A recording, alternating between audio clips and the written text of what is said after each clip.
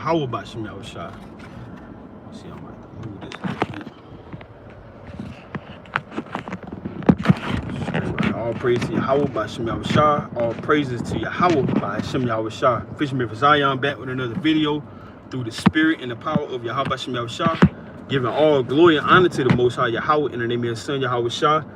Yahweh, who the world understands as God, in the name of His Son Yahweh Shah, who the world understands as Jesus Christ. Fisherman for Zion back with another video through the spirit and the power of Yahweh Shah. On the Shabbat, peace and blessing to you. Lord willing, you enduring, stand in the spirit, forsaking the flesh and the cares of this world to the best of your ability in these last days. Peace and blessing to each and every one that will tune in, Lord willing. And the title of this is Stay in the Spirit, Temptation and Vexation. You will be tried. All praises to the Most High. We're going to open up with a quick precept. Brother Joel on the scene as well, through the spirit and the power of Yahweh Shah. Now this is Hebrews. We're going to open up with a book of Hebrews chapter 3, starting at verse 12, and it reads, Take heed, brethren, lest there be in any of you an evil heart of unbelief in departing from the living Most High God. So you have to be aware in these last days of your spirit, being aware of your mind, how you alternate on a day-to-day basis, as well as how you alternate when you're dealing with other spirits, you know.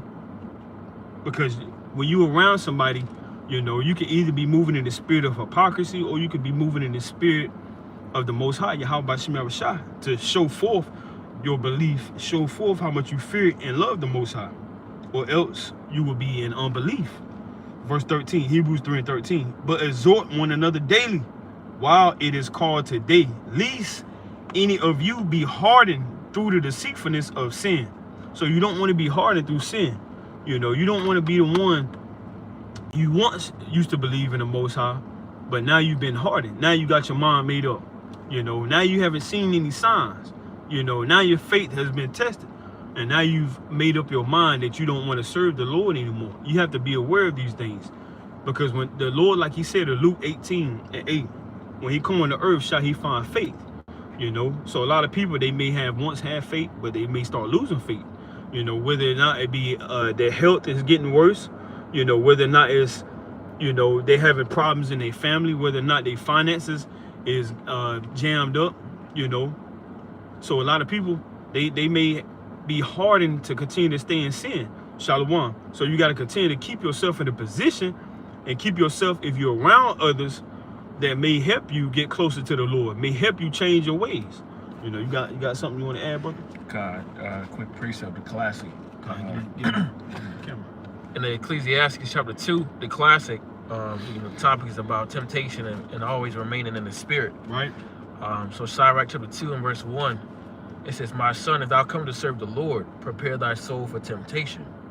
Set thy heart aright and constantly endure, and make not haste in time of trouble.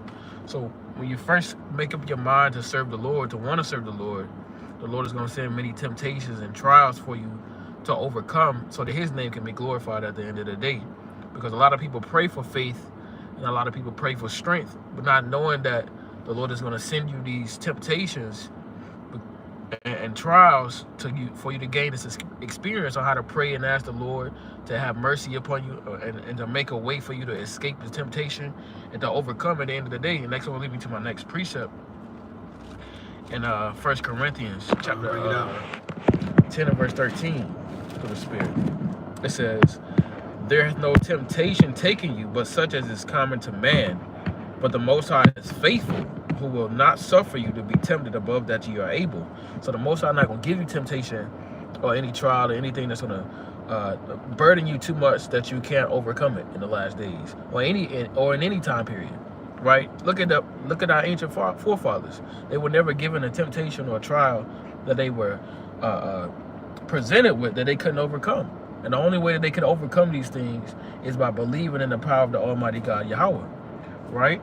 It says, But will with the temptation also make a way to escape, that you may be able to bear it. So the Lord is not, He's not going to overwhelm you with something that you can't escape. A lot of people in this world, we get faced with reality, and it seems like all hell's breaking loose. Like we can't overcome, or I could never get right. And for most people, that is the case, because you're not serving the one true and living God. You're serving your flesh. You're serving Right. your lust. A lot of people, you know, their families be struggling. They can't seem to get right, and they can't seem to overcome. It's because you're not serving the Lord. You're going after your own godly, your own fleshly desires in these last days. But I'm gonna get right there, King. That's right. You know, so you gotta make sure that you striving to keep yourself in a position to represent. You know, like Paul said, we are ambassadors, you know, of Christ, meaning we represent the Lord. You know, so I'm gonna get this real quick in Galatians. This is Galatians, based on what the brother was talking about. This is Galatians chapter 5, and we're gonna start at verse 16 and it read, "This I say then, walk in the spirit, and ye shall not fulfill the lust of the flesh." Because you're gonna always get tempted. You know, Christ was even tempted. When you go to Matthew chapter 4 and verse 4, you know, if the Messiah himself can be tempted, you know, we're not too low or we're not too high where we won't be tempted on a day-to-day basis. You can't just look at somebody and say, I don't know how they made a decision to do that. You know, hey, you don't have the measurement that person have. You know, Christ, he had a certain measurement, you know, according to what he could do and what the Heavenly Father was going to allow him to do. You know, more so, he didn't have a measurement, you know, but mainly I'm speaking about him doing miracles and things like that. We can't do miracles like the Lord can. You know, we can't do miracles like Christ was able to do, or even like the Lord gave Paul the ability to do. You know, we can't bring nobody back from the dead. You know, now if the Lord wanted us to, we could do that. But on the sense of how we're representing him, you know, with the ability, what we have to be done, praising the Most High, glorifying him, keeping his commandments, you know, keeping all of the words that he told us to keep, follow after him, believe on him, don't follow and bow down to the other idols. You know, we can do that, you know. But a lot of people, they don't even want to do that. So they want to follow the flesh. So like it says, Galatians 5 and 16, "This I say then, walk in the spirit, and ye shall not fulfill the lust of the flesh. For the flesh lusted against the spirit, and the spirit against the flesh. And these are contrary the one to the other, so that ye cannot do the things that ye would." So hey, if you hang around somebody, all they want to do is drink, party, and smoke, you know, and all they want to do is be around a lot of people, how are you going to get your spirit in a position to be able to alter and counter everything that attacks you? You know, a lot of people, they don't like to be by themselves. But what was one thing that the Messiah was doing? He was going over here to pray. He wasn't around. He didn't want to be around a lot of people all the time. You know, it was a moment for him to teach and to do miracles. And then after that, hey, he went to pray. You know, you can read about that in the Gospels all day. So it's a way that we have to carry ourselves to walk in the spirit and to be able to move in the spirit. You know, I got another precept. I want to get Romans chapter 8. It's the book of Romans chapter 8. And I'm going to start at verse 1, and it reads, "There is therefore now no condemnation to them which are in Christ Jesus," which we know him to be Yahweh Shai, "who walk not after the flesh, but after the spirit." So, you know, we once used to eat pork. You know, we once used to, you know, follow the idols. We once used to follow our flesh. But now we're in the Lord, you know. So we're not going back to the old man, you know. And you got some sisters, they're new. They're not going back to the old sister they once used to be. So if somebody has changed and has walked in the path of righteousness, you know, we can't condemn them for what, you know, they used to do. We can't say, well, hey, brother, you know, you used to sell drugs. You know, there's no condemnation. You know, you can't hinder that person and bring up their past all the time after they change, because that will be going against the commandment. Don't approach somebody that has turned from sin. Roughly paraphrasing. But Khan, you got something? Khan, through the spirit. I want to. You mentioned it, you know, and through the spirit. As I was preparing my precepts, you know, I was going to get Matthew chapter 4, so I'm going to read it through the spirit. Matthew chapter 4 and verse 4, it says, "But he answered," I'm going to start at verse 3. "And when the tempter came to him, he said, If thou be the Son of God, command that these stones be made bread." So Satan came to Yahushua, right? Who the word ignorantly knows is Jesus the Christ. Right. Satan came to him and tempted him and said, "Hey, hey, if you're the Son of God, you know, hey, commanded these stones be made bread, because the Lord had just came off a fast, a 40-day fast, you know, through the Spirit. So Satan came and was like, hey, you can do that. Right. You know, I know that you're the Son of God. Turn these stones into bread so that you can feed yourself. You can satisfy your flesh. And Yahweh said, but he answered and said, it is written, man shall not live by bread alone, but by every word that proceedeth out of the mouth of Yahweh.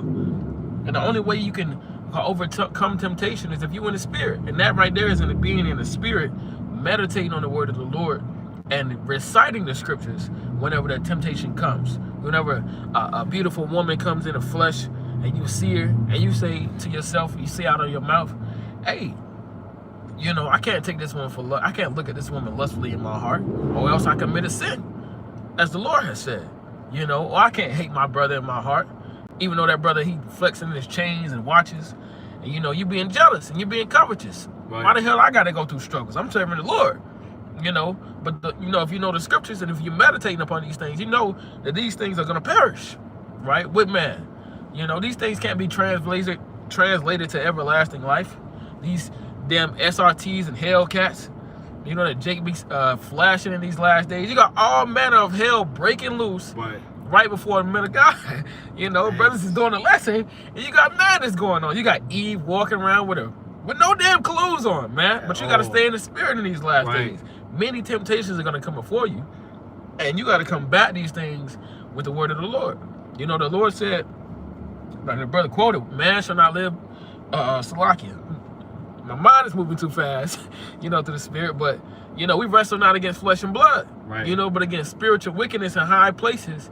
And it's only Satan to have all this madness come before the men of the Lord, right? Before brothers, as we do in this video, you know, to tempt brothers and to make brothers think all manner of wicked thoughts. But when you're in the Spirit and you're meditating upon righteous things, the Lord is going to subdue your mind with righteousness. He's going to overthrow and overcrowd your mind with many precepts and thousands. I'm pretty sure it's thousands of precepts the brother thinking of right now as he, you know, on the side, you know, to combat all of the folly and madness that is being presented before brothers through the Spirit. I got another quick precept too. You know, my mind kind of want to go all over the place. You got. Can't even show it. I'm about to show it. Try to flip this around real quick. You got cars going up the ramp all fast. You got women half naked just running up, about to get hit by cars. You know. So hey, these are things that, and we just closed our camp. You know, so these are things that, you know, that vex you. But like the lesson says, hey, many things can vex you. You got food that might vex you. You know, you might got children, they may vex you. Your boss man might vex you. You know, and that's one of the next things we about to touch on. Because like the title says, it says stay in the Spirit. Vexation and temptation. You will be tried. It doesn't matter who you are. It doesn't matter how many precepts you know. It doesn't matter how many Bible verses you can quote. It doesn't matter how many bank accounts you have that have a certain amount of money in it. You know, hey, regardless of who you are, where you are, you will be tried in the Spirit. You know, so you got to stay in the Spirit with all that you're dealing with. You know, because every man and every woman and every child is going to deal with some type of vexation and some type of temptation. These are two things you can't escape on this earth at all whatsoever. You can't escape being vexed, and you can't escape being tempted. You know, hey, the Egyptians, they got vexed, you know, immediately, you know, and tomorrow night is about to be the second month, you know, according to the new moon. So immediately during the time of Passover, the Egyptians was vexed. And there was a certain time while the Israelites was in the wilderness, they was vexed. You know, so it doesn't matter if you were heathen, and it doesn't matter if you were Israelite. You know, you're going to get vexed by the Most High regardless. But Khan, you got it. Through the Spirit, I'm going to bring out 2nd Esdras, right? If you read Esdras, Esdras was in the Spirit, man. Right. Esdras was asking questions about the latter days. Esdras was asking things that brothers is going over now in the Spirit, right? And that's how you know that these scriptures was written for our learning, right? But I'm going to read 2nd Esdras chapter 7, and I'm going to start at verse, this whole chapter is mighty. And I don't want to read too much, but we're gonna let the Lord have his way. You know, it says, I'm gonna read start at verse 47. It says, "For what profit is it not for men now in this present time to live in heaviness, and after death to look for punishment? O thou Adam, what hast thou done? For though it was thou that sinned, thou art not fallen alone, but we all that come of thee." Right? It says, "For what profit is it unto us if there be promised unto us an immortal time, whereas we have done the works that bring death, and that there is promised us an everlasting hope, whereas ourselves being most wicked are made vain, and that there are laid up for us dwellings of health and safety, whereas we have lived wickedly, and that the glory of the Most High is kept to defend them which have led a weary life." And this life that we live in is wearisome. Right. Right? Going to your job, clocking in 12 hours a day, 60, 70 hours a week, 80 hours just to make a living in society. That's wearisome, man. Right. And then you got to go home to tend to your kids, worrying about bills, worrying about why in the hell, you owing taxes. What did I do? Did I owe in taxes now? Right. All manner of wickedness. This life is wearisome. It says, "Whereas we have walked in the most wicked of ways of all, and that there should be showed a paradise whose fruit endureth forever, wherein is security and medicine, since we shall not enter into it. For we have walked in unpleasant places, and that the faces of them which have used abstinence shall shine above the stars, whereas our faces shall be blacker than darkness. For while we lived and committed iniquity, we considered not that we should begin to suffer for it after death." And a lot of our people don't know that they got to suffer for this wickedness that they do. Right.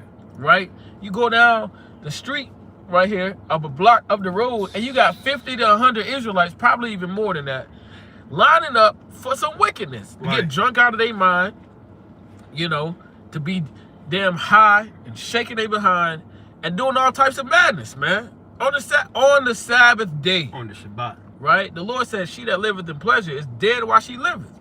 Right? Following after Jake and all of the pleasures of this life. Right? A lot of these people going to be destroyed, man. God. Going to suffer for the things that they do on the earth after death. Right. Right? Reading on, it says, "Then answered he me and said, This is the condition of the battle, which man that is born upon the earth shall fight. That if he be overcome, he shall suffer, as thou hast said. But if he get the victory, he shall receive the thing that I say. For this is the life whereof Moses spake unto the people while he lived, saying, Choose thee life that thou mayest live. Nevertheless, they believe not him, nor yet the prophets after him, nor me, which have spoken unto them." And these people don't believe the men of God. Right. Right? They saying, they looking at us like, oh, these niggas don't know what the hell they talking about. They don't even believe in the word of God no more. At all. Right? We asking people day in and day out, "Hey, y'all got a minute for the word of the Lord?" No, I don't believe in God. No, I don't believe in the word. Yeah, this all you want to do. Right. They just want to show up. Look, you can get a lot of Israelites to show up, to do God knows what. Walk around with no shirts on, walk around with no clothes on, meeting up and don't even know what they're meeting up to do. And then you try to tell them they are Israelite. You try to tell them, hey, they got to keep the commandments. They're going to laugh at you. You got a gang of Israelites just meeting up, don't know what they're going to do, don't have no clue of who going to be there. Some of them probably meeting up to probably shoot somebody or kill somebody. And this is what we got to deal with on a week-to-week basis. And this vexes. If you're in the spirit, you're going to be vexed. Hey, the Lord said a wise man, and he gonna be mad, and we just had nothing but teenagers just laughing at us all night, while we trying to teach the word. But Salaki, keep going, God, through the spirit, the Lord says, "Surely oppression maketh the wise man mad." Right. And I don't know about any other brother, but I can only speak for myself. Seeing my people, I once lived this type of life. And I think the Most High that it got out of me earlier, he got that spirit out of me and had me to go through all of this at an early age. Look at this, man. Right? Just Jake's coming out of the womb. Where the hell all these Israelites been all night? We've been teaching the word. Madness. Right? But here they come for some madness. I'm led to believe it's a pajama party down the street. You got Jake in all manner of sweatpants and damn pajama wear, man. What the hell is going on in Babylon the Great? Right? Women walking out with drawers on. Yeah, ready to go show some skin. And the Lord said that the Lord prophesied that in Jeremiah, right? The chapter 4, that he would discover their secret parts. Right? OnlyFans and damn, you got damn Instagram people. This place is madness, man. Right. Seeing this stuff, and if you being in the spirit, it's gonna vex you, man. Because you know you're gonna think in your mind how far my people have fallen. How far have we fallen in these last days? So like, let me get this precept real quick. God. This the book of Proverbs.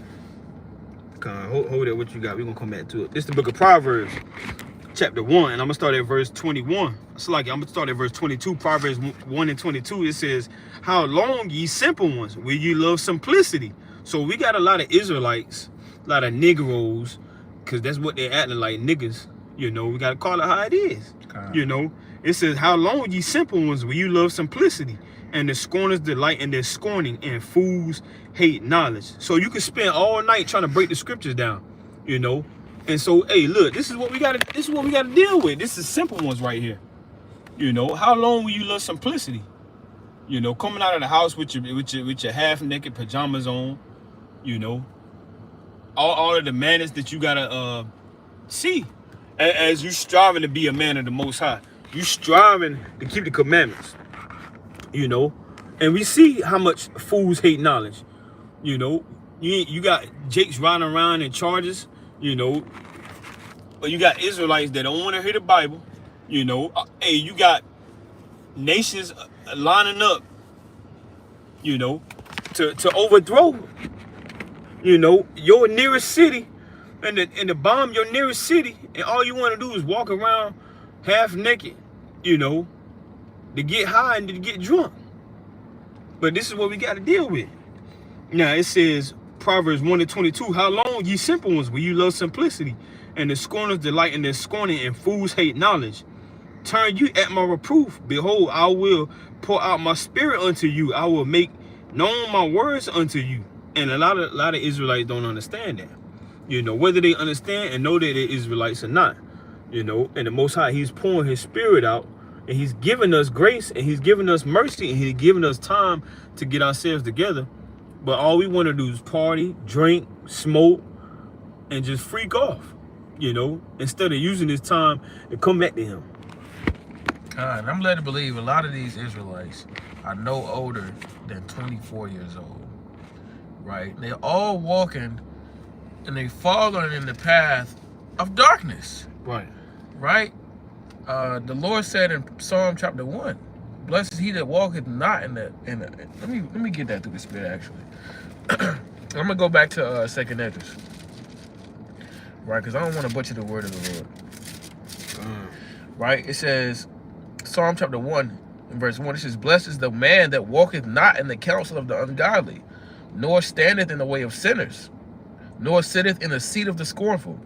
But his delight is in the law of the Lord, and in his law doeth he meditate day and night." Right? And a righteous man would rather be meditating upon precepts, not thinking about, okay, when is the Sabbath over so I can go party and be with Jake.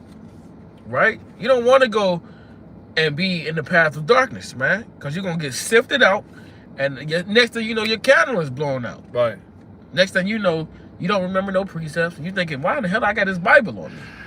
You know, you're waking up, what the hell is these at the end of my shirt? Right. I don't even know what these are called. Madness. You know, all jammed up. Now you out here, you going city to city. You in the clubs, you in the church on Sundays with your glasses on. You know, you in the all manner of hell is breaking loose, man.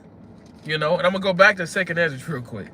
Second Esdras chapter 7 and verse 48. It says, "O thou Adam, what hast thou done? For though it was thou that sinned, thou art not fallen alone, but we all that come of thee." So Esdras told, you know, said out of his mouth, Adam, you're not the only one that fell, but everybody that has came from you has fallen. Right?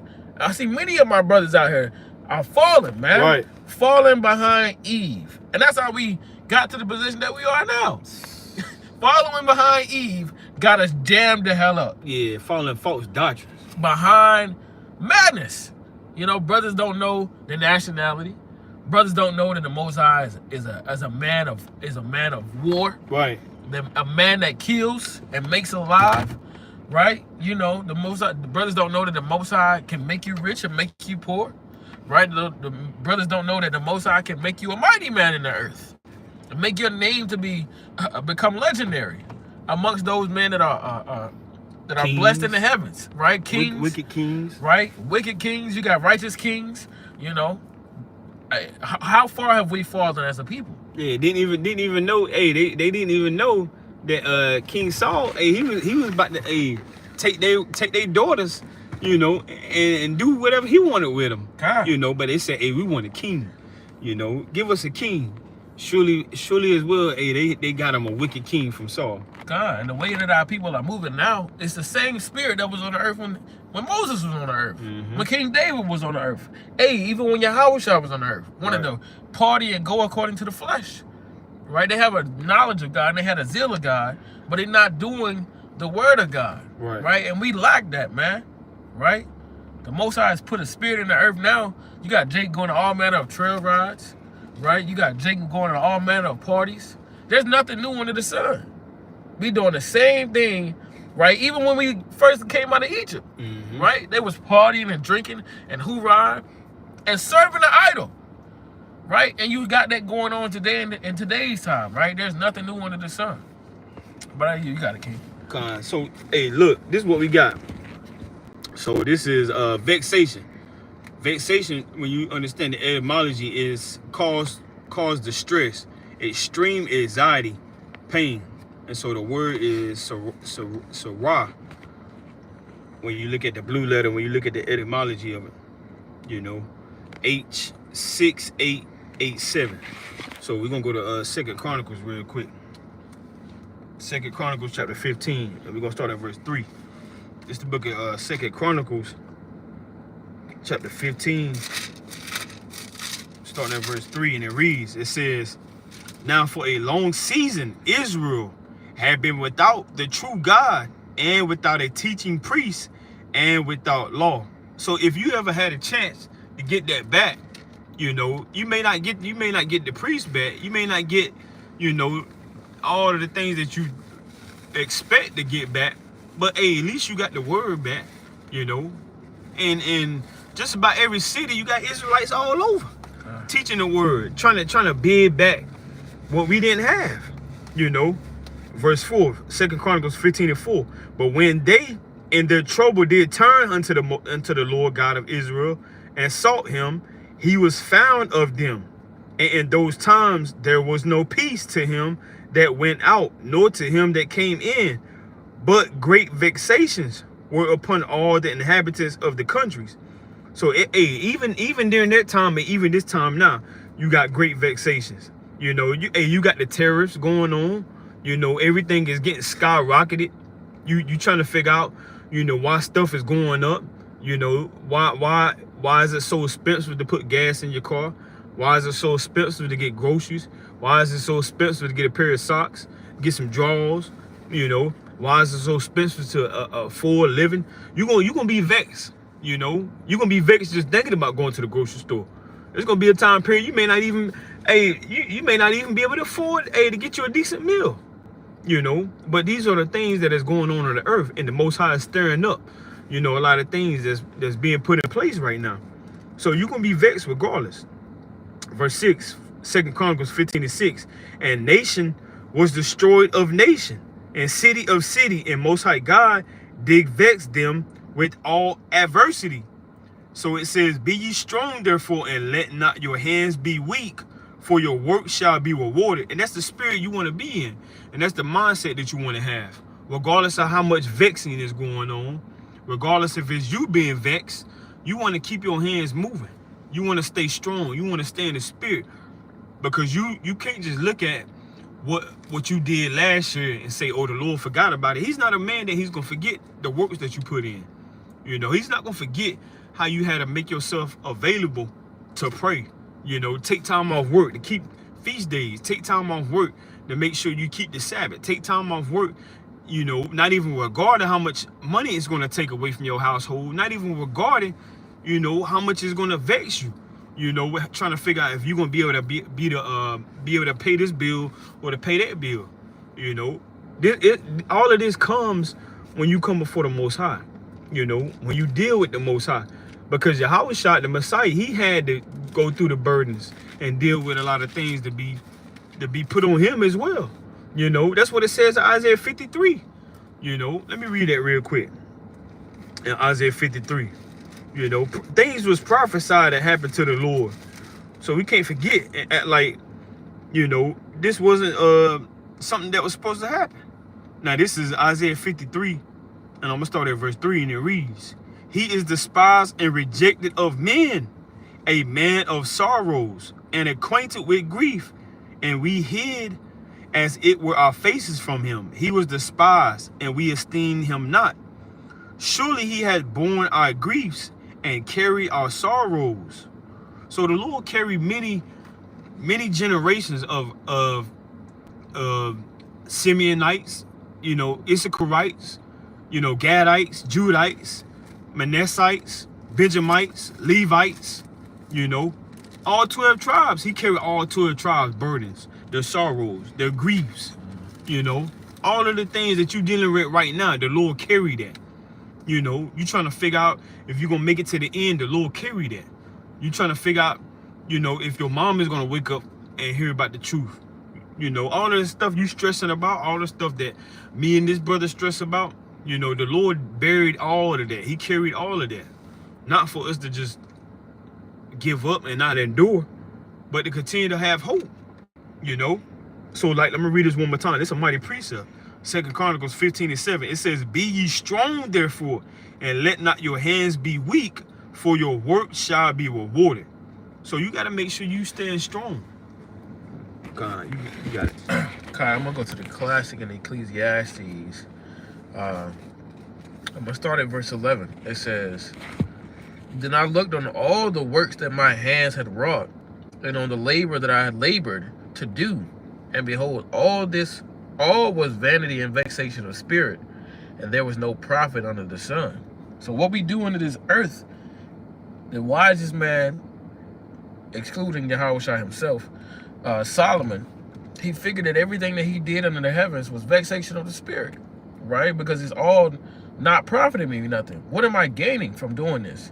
Going into work, clocking in 12 hours a day, you know, so on and so forth. It's all vexation. I'm not getting closer to Yahweh. I'm not fulfilling the law of the Lord. I just want to be righteous, right? I want the Lord to dwell in my member, right? But I can't do that because I got to go clock in. I got to go do this. I got to go do that. I got to go pay taxes. I got to go clean my car. I got to go pay my bills. I can't do that. I can't serve the Lord like how I want to, right? Reading on, it says, "Then said I in my heart, as it happened to the fools, so it happeneth even to me. And why was I then more wise? Then I said in my heart that this also is vanity," right? "For there is no remembrance of the wise more than the fool forever. Seeing that now, seeing that which now is in the days to come shall be forgotten, and now dieth the wise man as the fool." So even a wise man dies the same death, Right. as a fool.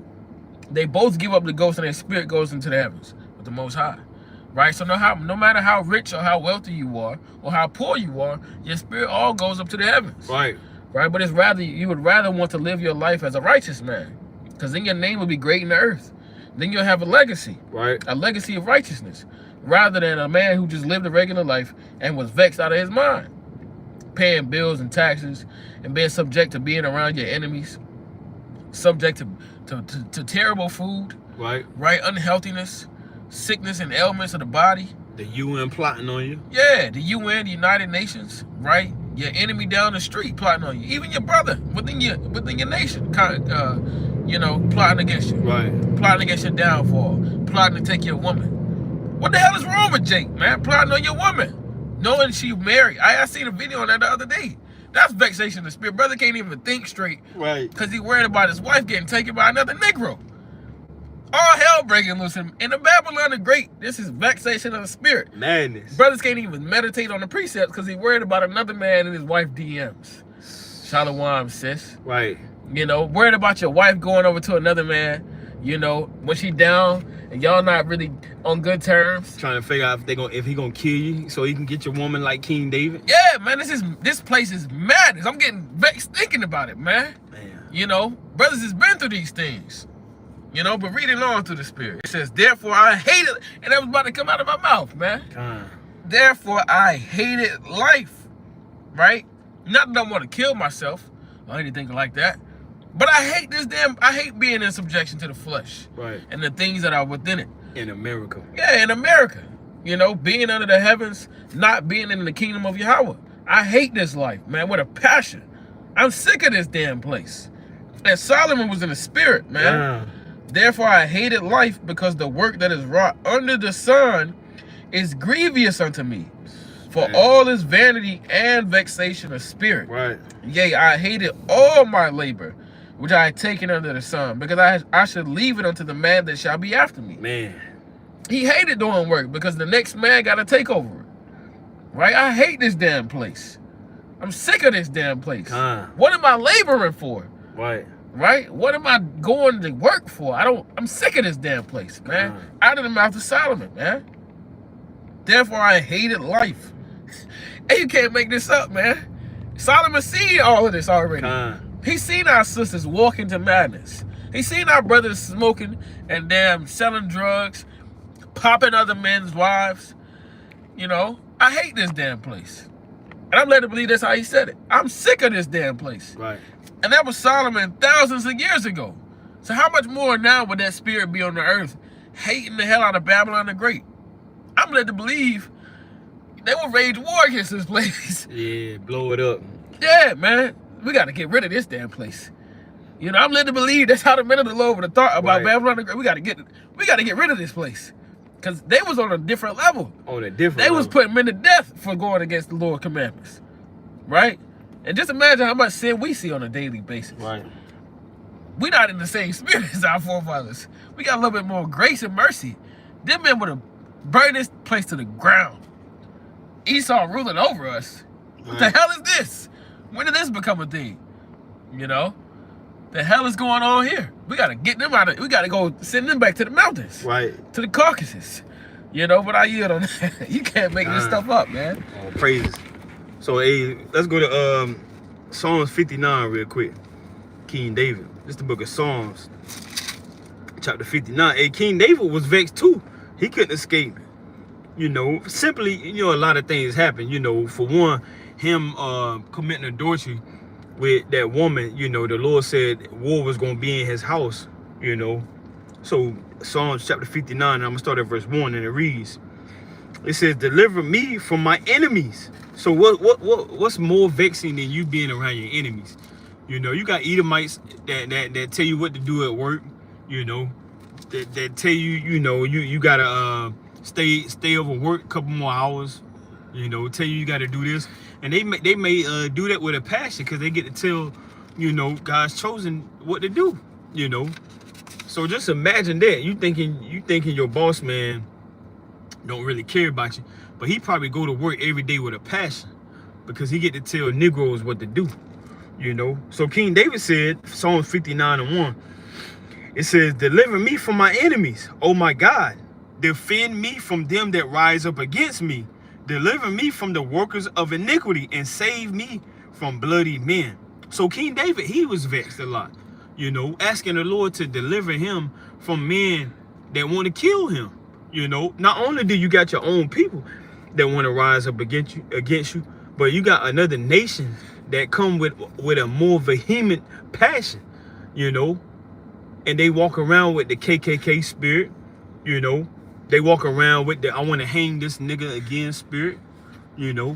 They walk around, my daddy used to do this, so hey, I'm gonna do it too, you know. They walk around with the I wish the blacks was over here and the whites was over here, you know. Why he got to drive the same car as me, you know. I got a Charger. Why he got to have a Charger, you know. And it's the same spirit when you look at these slave movies. King David was always constantly asking the Lord to protect him, you know, and to deliver him. Let me get this real quick in Psalms chapter 6 real quick. Psalm chapter 6, and I'm gonna start at verse 1. And it reads, Psalms chapter 6 and verse 1. It says, O Lord, rebuke me not in thy anger, neither chasten me in thy hot displeasure. Have mercy upon me, O Lord, for I am weak. O Lord, heal me, for my bones are vexed. So, why was his bones vexed? You know, he was constantly in war. He was constantly in battle. You know, not only with the other nations, but he had to deal with his people too. You know, he had to deal with Saul. You know, he had to deal with Saul's men under him. You know, not only Saul wanting to kill him, but Saul putting a hit out, trying to get other men to kill him too. You know. So verse 3, Psalm chapter 6 and verse 3. My soul is also so vexed, but thou, O Lord, how long? Return, O Lord, deliver my soul. O save me for thy mercy's sake. For in death there is no remembrance of thee. In the grave who shall give thee thanks? I am weary with my groaning. All the night make out my bed to swim. And how many Israelites are groaning? How many Israelites today are pleading, going behalf and asking the Lord to save them, deliver them? You know, you really aren't vexed until you go before the Most High and ask him to deliver you, to save you. You know, get you away from these heathen, get you away from these workers of iniquity. You know, then you know you are really in the spirit, because you are asking the Most High, the creator of the heavens and earth, the one who has all might and all power in his hands, to save you and deliver your soul. You know, the same deliverance that he delivered Enoch, took Enoch off the earth because he was too righteous to be around these wicked doers. You know, let it believe Enoch probably would have took matters in his hands if the Lord wouldn't have got him off the earth. You know, would have probably wiped out everybody, you know, of the wicked seed that you know was going against the grain of the Most High. So you got to ask yourself, you know, how vexed are you? Are you really vexed to the point where you praying? You know, because you staying in the spirit is praying when you got your back against the wall. You know, when your boss man getting on your nerves, you staying in the spirit by, instead of you going to break, you going somewhere to pray. You know, when your wife get on your nerves, you know, start talking that talk like Job's wife, curse the Most High, you know, turn away from the Most High. You stand in the spirit as you praying and asking the Lord to take that spirit away from your house. You know, your kids destroying the house on the Sabbath, you know, just throwing the sippy cup all over the house, you know, vexing you to the point where you trying to figure out, should you clean up or should you keep the Sabbath? You know, you even got your own brothers in your congregation. You know, if you are in the camp, your own brother might vex you, you know, by the way he talk, by the way he move in the spirit. You know, you got to watch that too. Your own brother, he probably don't want to be in the spirit. He probably just want to go through the motion. You know, don't want to go to camp, don't want to pray, don't want to read, but all you want to do is glorify the Lord. So a brother beside you could vex you. You know, a brother in your nearest city could vex you. You know, another brother across the state may vex you. You know, every time you get on the internet, this brother on fire. You know, now you don't want to look at the videos no more. You know, now you don't even tune in to YouTube because you're trying to figure out what that brother gonna talk about today. The world is ending. Yahweh Shah is coming. You know, chariots is coming, and all niggas want to do is stay comfortable in this society, get money, get their stocks up, pay their cars off, pay their house off. You know, figure out what woman they can pipe down next week and tomorrow.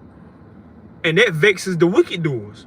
So you got the righteous vexing the wicked and the wicked vexing the righteous. And that's what we dealing with on a day-to-day basis.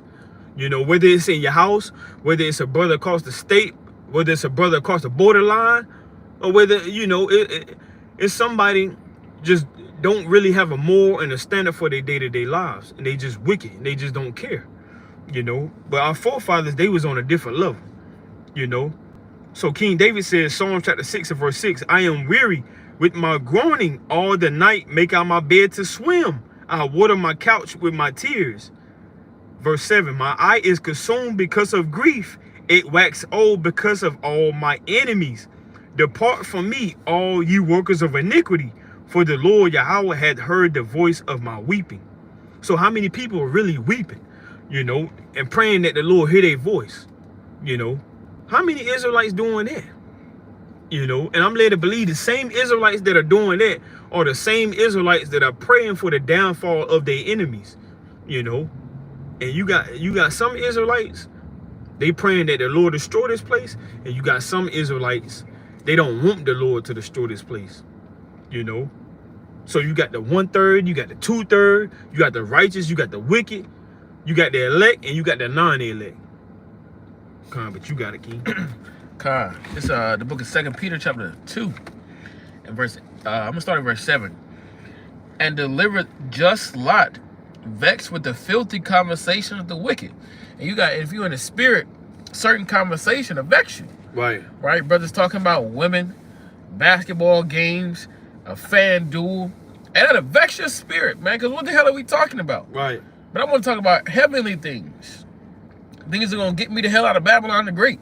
When we going to camp next? Right. When we gonna do the next flying mission? Right. When we gonna get some new camp shirts? Right. I want to talk about heaven. I don't want to talk about, anything that's not dealing with the Lord and His will being done. And He was vexed with the conversation of the wicked. Right. If you're in the spirit, you're gonna separate yourself from certain conversations. You're not gonna really involve yourself. You're gonna be separate. In the plantation, man, I don't want to be around Jake.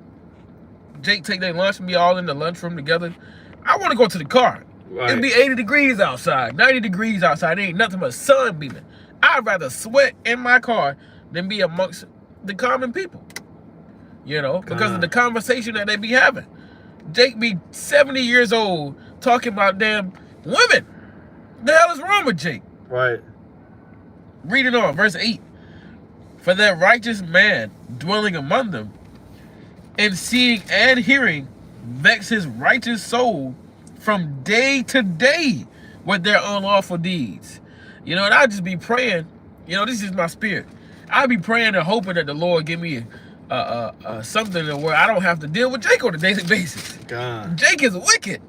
Jake is off, right? And knowing, how spirits travel, you hanging around for Jake for too long, hey, Jake's spirit will hop on you. Right. Now you saying stuff that ain't normal.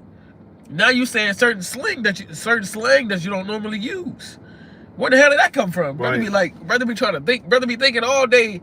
When the hell did I start saying? Jay got a new saying. Excuse my language. Jay got a new saying. Type shit.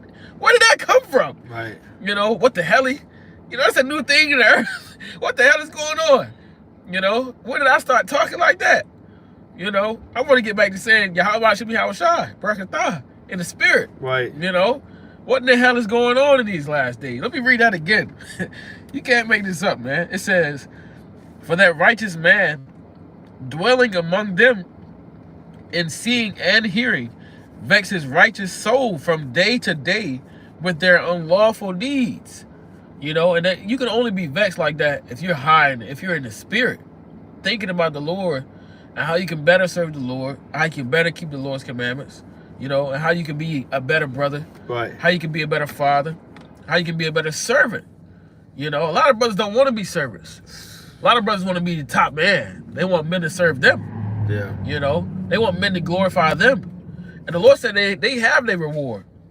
Right. Vanity upon the earth. Right. Whether you in the truth or whether you not in the truth. You got men that's in the truth, want men to serve. They call me Lord. Yeah, I don't want. Yeah. Where did that spirit come from? Right? Didn't the Lord say, call no man Lord? If I'm not mistaken, right. I could be wrong though. But read it on. It says, verse 9, the Lord knoweth how to deliver the godly out of temptations, and to reserve the unjust unto the day of judgment to be punished. But chiefly them that walk after the flesh and in the lust of uncleanness, and despise government. A lot of men don't want to be governed. A lot of men just want to be unruly. Don't want no man to tell them what to do. Want the preeminence. Yeah, you want the preeminence. That preeminence spirit. Right. I'm the top man. You can't tell me when to go and where to say and how to do, and so on and so. You got a lot of men that's off. right? You got to be governed. The Korahs and the Miriams. Yeah, man. And the Aarons. Hey, why you dealing with that woman? You got to be governed, man. I was talking to a Jake on the plantation the other day. You know, I was talking to him about the Most High through the Spirit. You know, all praise to the Most High. The brother said he got a sister in the truth. She in the IUIC. You know, and all praise to the Most High for that. But, you know, I was telling the brother, I was like, I was talking to him about, I asked the brother, I said, have you ever tapped into the Bible? He said, nah, I haven't, because I don't really want to do that, because I have to be guided in a sense. And I kind of met him where he was at, and I finished his sentence. He was like, yeah, kind of like guided a little bit. Hey, you got to learn how to be governed, man, through the Spirit. Right. You got to learn how to let a man rule over you, because you don't know everything, man. Right? And your spirit will be vexed if not the case. Yeah, and it goes back to it goes back to not wanting to be led by your father, because hey, a lot of you got children, they telling their fathers what to do. They telling their mama what to do. Right, I'm gonna read verse 8 one more time through the Spirit. They get that set in stone. It says, for that righteous man dwelling among them, and seeing and hearing, vex his righteous soul from day to day with their unlawful deeds. And you know, you kind of want to be separate in these. The Lord made us to be separate, man. Right.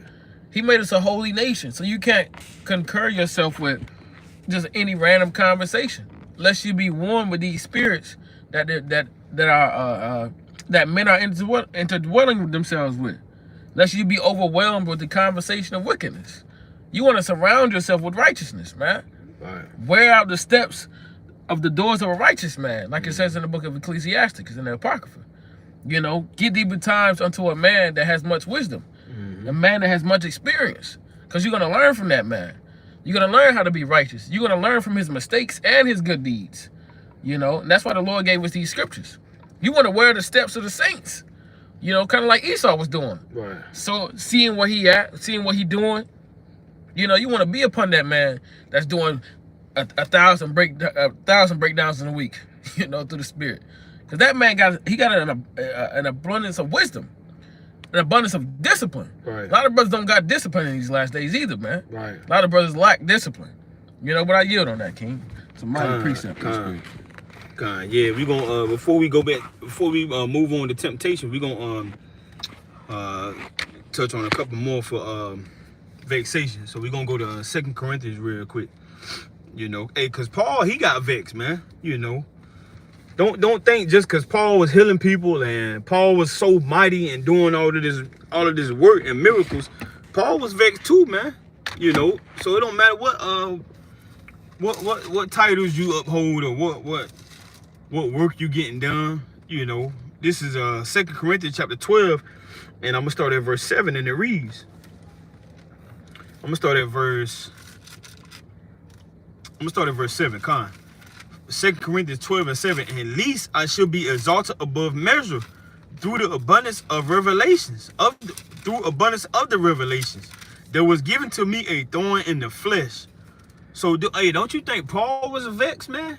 You know, but when you think of Paul, you think about all of the traveling he was doing. You think about all of the speaking in tongues he was doing. He was able to speak in this language. He was able to speak in that language. You know, he was able to teach, you know, many households. He brought Stephen into the fold. You know, he was laboring with Priscilla and Aquila. You know, he was able to, you know, overcome all of those thoughts of him stoning, you know, the other Israelites.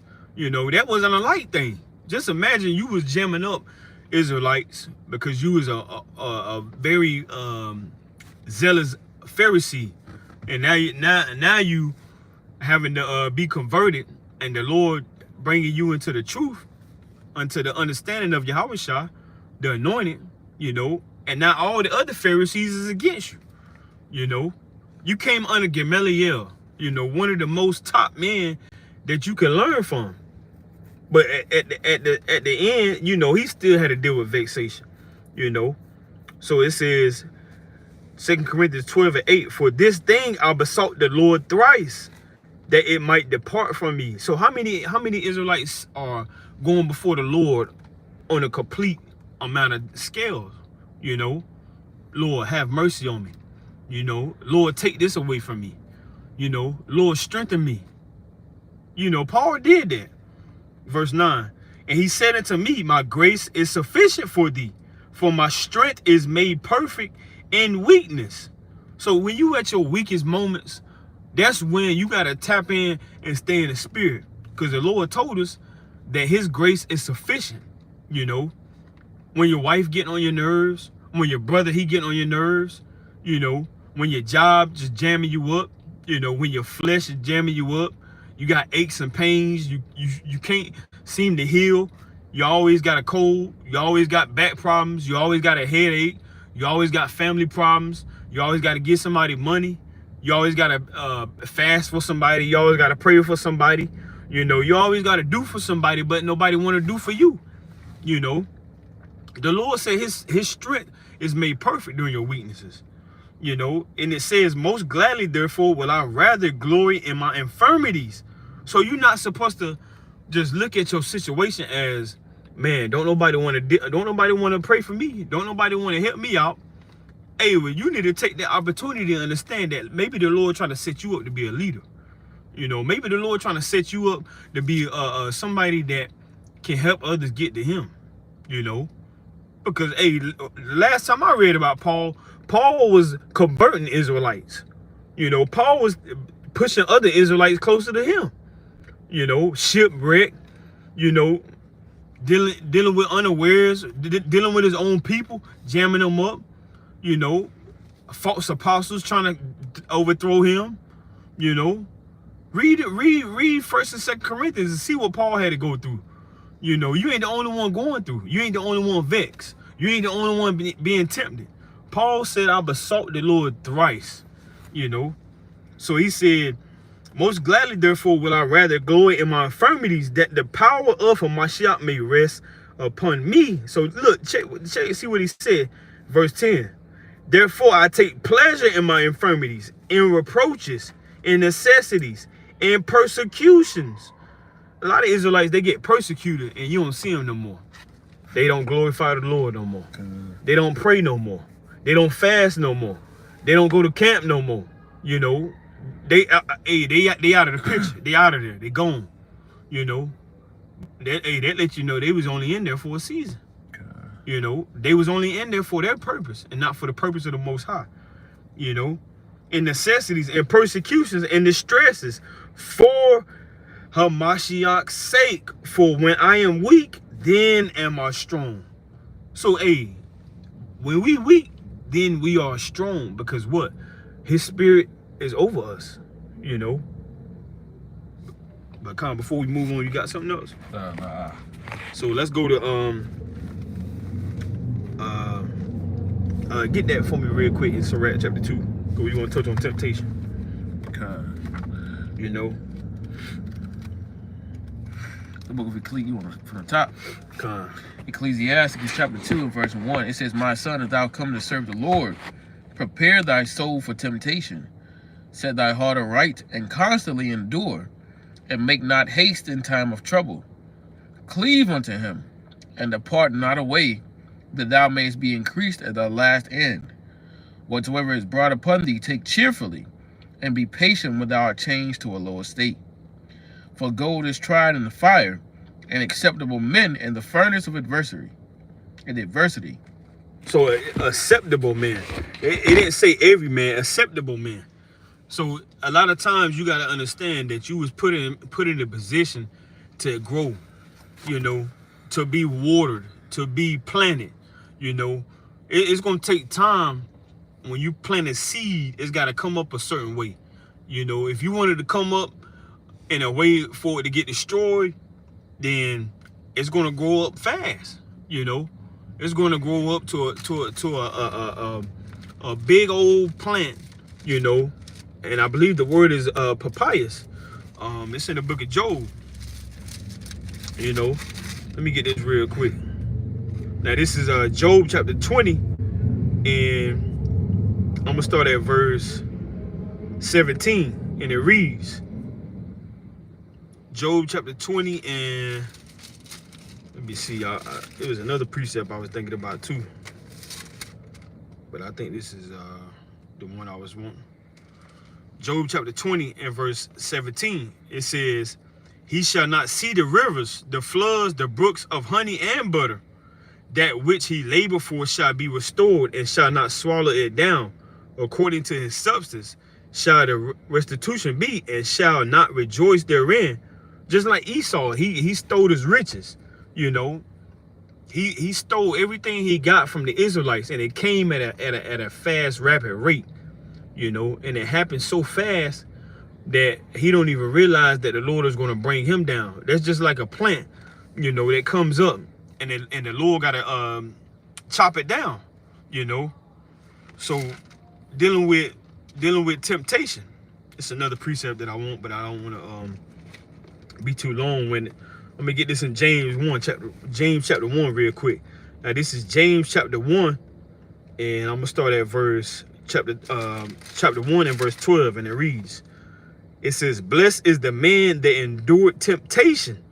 So if you endure these temptations that you got to go through, you understand that you're not just here for a purpose, for a temporary moment. You know, because one thing that the Messiah had to do, he had to endure, you know. And when he came on the earth, you know, when you start reading the Gospels, early in the Gospels, you know, it was a reason why so much was after him, you know. Herod trying to kill him, you know.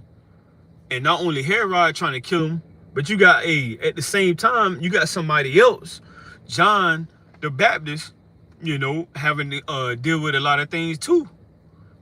And John the Baptist was the one that was telling people about the Messiah. So you dealing with vexation and temptation, somebody else is dealing with the vexation and temptation too, you know. And it's the same identical way, John the Baptist and the Messiah, Yahweh Shai, you know. So somebody else may be praying for you and helping you get closer to where you need to be. And on the same lines, you know, the Lord put them two together, you know, speaking on Yahweh, you know, and so you may be with somebody else, helping them, you know. And so that's what the Most High wants us to understand, because he said it best in Matthew 22 and verse 37, verse 38 and 39, you know. Matter of fact, we're going to get it. We ain't going to talk about it. It's the book of Matthew, you know, because John said, a man more mightier than I is coming to, you know, restore and uplift and heal, whose shoes I'm not worthy to bear. You know, this is Matthew chapter 22 and verse 37. Yahweh shall say unto him, thou shalt love the Lord thy most high God with all thy heart, and with all thy soul, and with all thy mind. This is the first and great commandment, and the second is like unto it, thou shalt love thy neighbor as thyself. On these two commandments hang all the law and the prophets. So, hey, you may even got a brother beside you that's getting tempted, you know. So are you being selfish because you getting tempted, you know, but within your tempting, your brother beside you getting tempted. So staying in the spirit is what? You not only praying that you endure, but you praying that your brother endure as well, you know. Because the Lord said, going back to James chapter 1 verse 12, blessed is the man that endured temptation, for when he is tried, he shall receive the crown of life, which the Lord had promised to them that love him. Let no man say when he is tempted, I am tempted of God, for Most High God cannot be tempted with evil, neither tempted he any man. But every man is tempted when he is drawn away of his own lust, and is tight and enticed. So you tempted when you drawn away. That's why the Lord said, pray that you enter not into temptation. Because once you enter into it, now you have gave in to what you was enticed with. You know, verse 15, James 1 and 15. Then when lust had conceived, it bringeth forth sin. And sin, when it is finished, bringeth forth death. So once you give into that, like Romans 6 and 23 says, the wages of sin is death. You know, that's why you have to make sure you understand the gift of the Most High Yahweh, which is Yahweh Shai, you know, because he's able to help us, you know, clean us up and present us back to the Most High Yahweh. You got something? Before I read my precept through the Spirit, I've been sitting over and meditating. A lot of brothers got to stop being selfish too, man.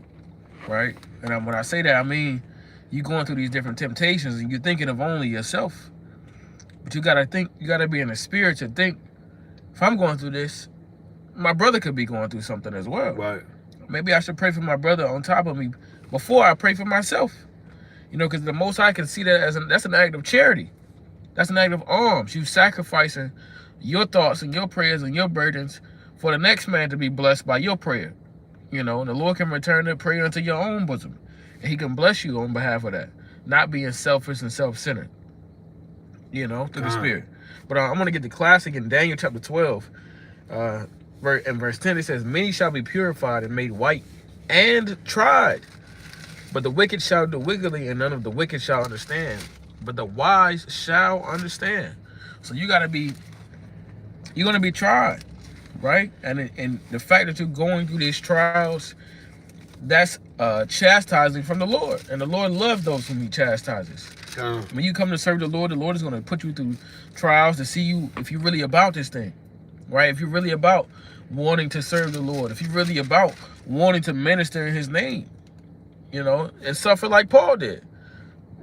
Paul was showing the Lord he wanted to serve him by slaying, casting stones before men, you know. So the Lord said, okay, now you're going to have to suffer for my name's sake. Right. I'm going to really put you on trial. I'm going to really put you through these different obstacles of life. A prisoner. Yeah, that's right. Now you're going to be bound unto me, right? And that was for the Lord's own doing, right, and his own pleasure. But how much more should we in these last days be bound into such burdens? And it's really not even a burden, because the Lord said, draw near to me and make your burden light. I want my burden to be light in the Lord. You know, I want to serve the Lord with all my might. If it was anything possible, and brothers may say I'm off of this, but this is my thought process. I want to go through life and I want to teach the word of the Lord. I want to do everything in my might to magnify the name of the Lord on every level. I want to go to create a school to bring forth Israelite children from off the streets. I want to go give hope to the homeless. You know, I want to go to the nursing homes. I want to do everything that the Lord said that we should be doing in these last days. Right? But there ain't enough time in the world, because I still got bills to pay. You know, I still got to pray, and, you know, I still got to labor with brothers. You know, I still got to go to camp. I still got to keep the feast days. Hey, but that still all can be done through the power of Yahweh Hashem Yahushua. If you truly believe that, and I believe it can be done. But, you know, many are going to be tried and made white and purified. But are you going to be that man that's going to do wickedly and continue to do wickedly? But are you going to be that man that's going to be tried and be purified in that day? You know, through the Spirit. But I yield. I'm going to bring the precept out that you just quoted. This is Hebrews, the book of Hebrews, chapter 12. Now I'm going to start at verse 6, and it reads. Hebrews chapter 12 and verse 6, and it reads, for whom the Lord loveth, he chasteneth, and scourgeth every son whom he receiveth. So, hey, like the saying goes, many are called, but few are chosen. You know, so everybody's going to be called, you know. Everybody's going to be tried. Everybody's going to be brought to that fire, you know. And like Peter said, don't think it's something strange when you are tried and brought to that fiery trial. You know, 1 Peter 4, you know, in verse 12. So you trying to figure out why you had to deal with this, why you lost this, why this got taken away from you, why this got jammed up, you know, why this happened to you, you know, why your check engine light come on all of a sudden. You know, when you had money, you didn't have no problems in your car. You know, your tires were straight. You know, you didn't have no problems in your house. You know, hey, when you had money, hey, you probably didn't have to worry about nothing, man. You know, and then the Lord start trying you, start trimming you, cutting the fat off. You know, hey, now you really trying to figure out if the Lord dealing with you or not, man. Hey, if you dealing with something, the Lord probably is dealing with you, because he just said it. He said he tried every son.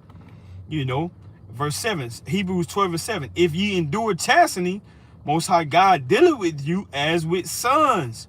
For what son is he whom the Father chasteneth not?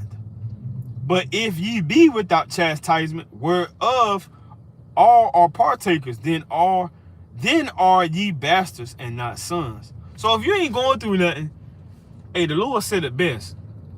You're not of him. Okay. You know, you of others.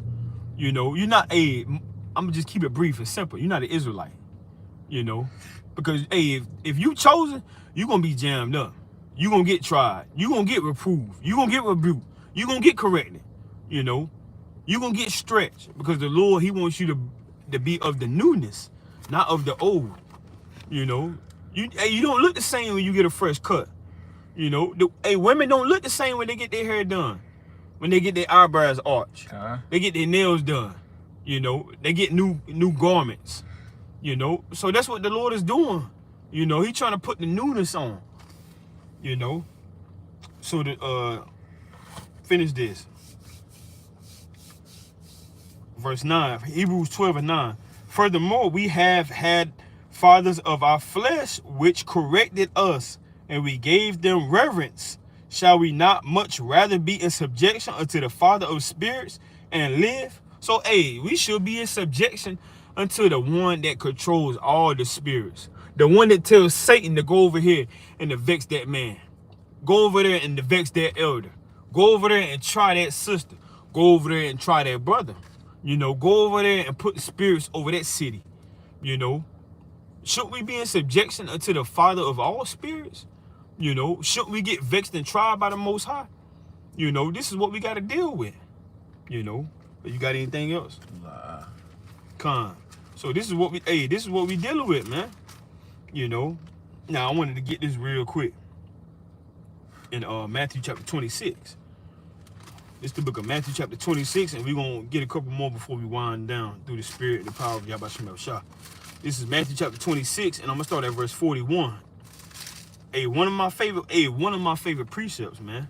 You know, this is Matthew chapter 26 and verse 41. It says, watch and pray. Now, this is from Yahweh Shah, the Messiah himself. You know, he said, watch and pray that ye enter not into temptation. Just because you being tempted doesn't mean you have to enter into it. You know, you got to figure out what it is that's constantly tempting you, and if you're overcoming that, you know, because if you're not overcoming that, then you have a whole total misunderstanding, you know. And like the precept that we read when we close out camp, you know, or before we close out camp, you know, you got a lot of Israelites that's destroyed for a lack of knowledge, you know. So one thing that the Lord told us, hey, when you open up Proverbs chapter 1, Proverbs chapter 2, Proverbs chapter 3, Proverbs chapter 4, talks about wisdom, you know. And wisdom ain't just on the earth for no reason at all. It's for you to better yourself, for you to understand that you should have morals, standards, rules, and regulations set up before your life, so you can maneuver while you're on the earth in a way where you can show others that you fear the Lord. Not showing others that you just blatantly want to be arrogant. You know, there's no arrogance that come with being an Israelite. You know, it's not just we flaunting and we flashing and we are just, you know, ignorant, whatever people want to say we are. But we have morals, standards, rules, and regulations that we abide by. So how we carry ourselves, and you got to take that up with the Most High. You know, don't get mad at me because, hey, my wife is submissive. Don't get mad at me because my brother, he follow the Most High. You know, don't get mad at me if I look at my leader with respect. You know, I don't worship my leader. I don't bow down to my leader. I don't honor my leader in a way like he's a false god. It's because I believe in the Most High. I love the Most High. So how can I love the Most High who I don't see, but I can't love my brother? You know, these are the things that we got to ask ourselves on a day-to-day basis. How can you say you love the Most High, but you beating your wife, slapping her all over the house, hitting her in the eye, you know, throwing your children at her? You know, you got brothers that do this, man. You know, and not only that, hey, even outside of the truth, you know, I seen a basketball player, man. You know, matter of fact, it was a football player. I can't remember his name. The footage got released of him choking his woman out as they was going up the elevator, man. He was dragging her to the elevator. You know, that right there shows how much you really love the Most High. You can tell how much your brother love the Most High, how he treat his wife, how he treat his brother, how he goes to camp, you know, how he pray, how he fast, how he conducting and carry himself, man. You know, you gotta stay in the spirit. You gonna get tempted. You gonna get vexed, you know. But what are you what are you really using to help you endure these days? You know, just because you an Israelite, just because you know the laws, statutes, commandments, just because you pray and fast, the kingdom doesn't have to come right then and there. You gotta have something that's helping you endure all of these trials and these tribulations and these temptations and vexations while you're on the earth. So I seen the dude in the video, man. I got irate. I was literally upset, you know, because we supposed to be kings, you know. And I know these nations, they be laughing at us, man. You know, they just be having a party, man. They be looking at us and seeing how we conducting ourselves. And the Lord said in Deuteronomy that this is your light. The law, statute, commandments are your light. How you show these other nations how you carry yourself, man. You know. So the dude, he was choking the woman out, body slamming her, you know, hitting her all up and drugging her to the elevator, you know. And I get joy. I remember I went to the restaurant with my wife and kids. I get joy when I look up and see another nation look at me and how I conduct myself, how my wife covers herself up, how my children are behaving, you know. I took my family to a restaurant one time, and an Edomite just was staring at me all during the whole restaurant meal, man. Just was looking at us, man. Couldn't keep his eyes off of us, you know. When my children say yes, sir, you know. And I love that, man, because it keeps me in a place where I can continue to see that I'm doing what I'm supposed to be doing, you know. So the Lord said, Matthew 26:41, watch and pray that ye enter not into temptation. The spirit indeed is willing, but the flesh is weak. He went away again the second time and prayed, saying, O my Father, if this cup may not pass away from me, except I drink it, thy will be done. So, don't you know the Lord was vexed, man? You know, he was so vexed in the sense of, you know, he was praying that, if I don't have to go through this, you know, Lord, let your will be done. You know, if I don't have to go through this, you know, then, it is what it is, but I want your will to be done also. So, don't think the Lord just was a Superman on earth. He got vexed as well. He got tempted as well, but he didn't give in to that temptation. But I want to get one more. It's worded different. This is Luke 22:40. It's the book of Luke, chapter 22 and verse 40, and it reads, it says, and when he was at the place, he said unto them, pray that ye enter not into temptation. So, we got to pray that we don't enter into temptation. The spirit is willing, but the flesh is weak. You know, something I say a lot, you know. But on the same lines of that, you got to understand that you shouldn't pray that you don't get tempted, because that's not the right thing to pray for. Because you want to show how much you really believe in the Lord and how much hope you got. You know, that's just almost like robbing a bank, you know. But before you rob that bank, you say, hey, Lord, hit me rob this bank. That ain't nothing to pray for. You know, that's off. That's wicked. But instead, you should be asking the Lord to increase your faith, because the more faith you got, the less hope you got into this world. You know, you don't really need money like that. You know, even though Solomon said it best, you know, money answers all things. You know, you can have a feast with money. You know, you can be able to defend yourself with money. But on the same lines, you know, you can't put your hope into that. You can't put your faith into that. You know, so a lot of people, they put their faith and hope in these things that really aren't going to benefit them And instead, they could be staying in the spirit to pray for more faith. They could be staying in the spirit to pray that they endure all things. You know, you got anything? But Lord willing, this was edifying to you. This is Isaiah chapter 26 and verse 3, and it reads, Isaiah 26:3, it says, thou will keep him in perfect peace, whose mind is stayed on thee, because he trusted in thee. So you got to ask yourself, why you being tempted and why you being vexed? Are you trusting in the Lord? If not, then you got to figure that thing out. And you, Lord willing, go on a fast and get yourself in the right spirit. Verse 4, trust ye in the Lord Yahweh forever, for in the Lord Yahweh is everlasting strength. So Lord willing, you continue to endure and to do all things for the elect's sake, because hey, that's what we're here for. Fisherman of Zion, Brother Jose. Brother Joel. Peace and blessing to you. Shabbat Shalom. Shabbat Shalom. Kom Yashua. Kom Yashua.